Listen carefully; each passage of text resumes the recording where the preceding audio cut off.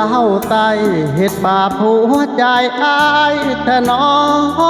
สัญญาที่ด่านตมช่องเมฆว่ารอบ่มีค่า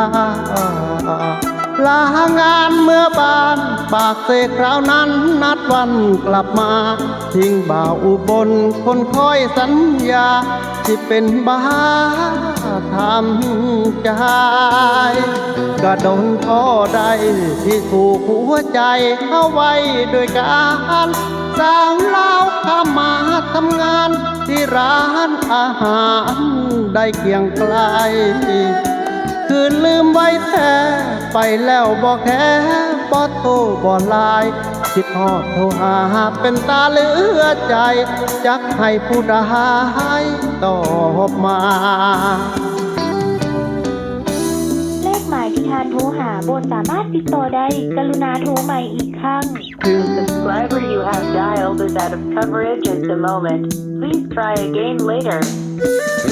ถึงดอกจำปายืนรอก็รู้ว่ากลงเหล็กที่ด่านตมช่องแม่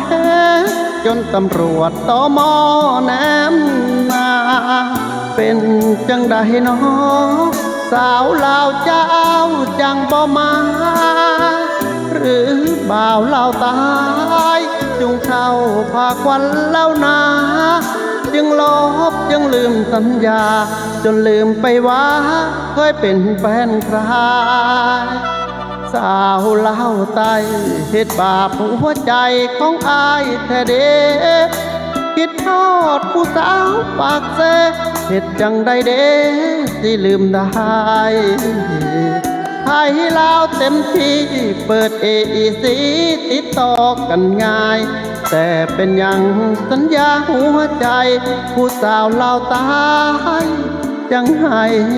อายรอ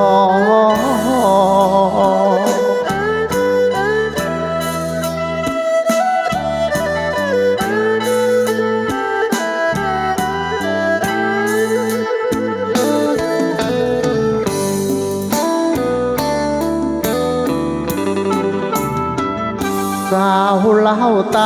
เหตุบาปหัวใจอายแท้เด้คิดทอดผู้สาวปากเสเหตุจังใดเด้ที่ลืมได้